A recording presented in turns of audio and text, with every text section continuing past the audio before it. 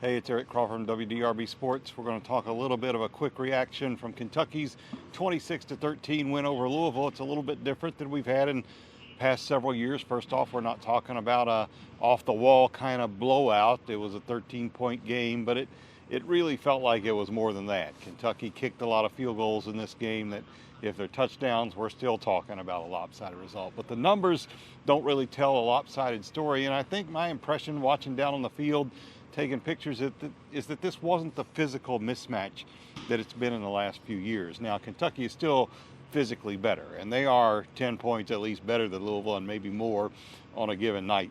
That's just where the programs are right now. But I think if I look at the rushing numbers, I mean, Louisville outrushed Kentucky 164-158. It was kind of a breakout game for Jawar Jordan, 145 yards on 22 carries. He looked really good. The surprise to me was that Louisville was able to run the ball against Kentucky. What they couldn't do is get any kind of consistent stops against the Wildcats. They kept getting into field goal range, kept kicking field goals. Will Levis wasn't brilliant. Chris Rodriguez wasn't brilliant, though he ran for 120 yards in the game. He didn't really kill Louisville. They just ground Louisville down in this game, and that's what it wound up coming to. Kentucky, it was a professional effort. Louisville needed to do something a little more special than what it did. It's tough on them playing without Malik Cunningham to take that next step up in offense. They had a chance early in the game on fourth down. Louisville went for it instead of kicking a field goal. They did not get it. Kentucky goes down, goes up 10 points, and that was pretty much the ball game. So, to me, the one unit on the field that made the big difference was Kentucky's defensive back.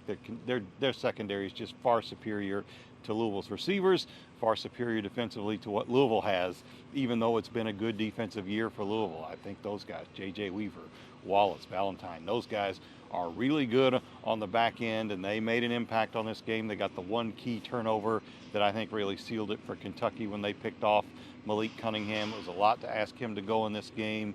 I watched him pregame taking snaps. He was dropping shotgun snaps in warm-ups, which he actually didn't do that in the game, so let's give him some credit for getting out there and trying. He runs for one touchdown, gives Louisville a little life with a score right before halftime, but you know, Louisville never got it up on plane in this game. They did not really threaten Kentucky. I don't think anybody in this stadium was worried.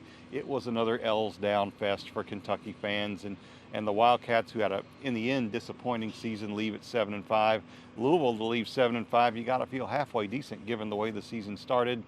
Now everybody will just kind of await their bowl destination. So another Governor's Cup in the books, another Kentucky win. Louisville still looking to get back to where it can win games in this rivalry. We'll continue to follow the developments and follow these teams through the bowl season.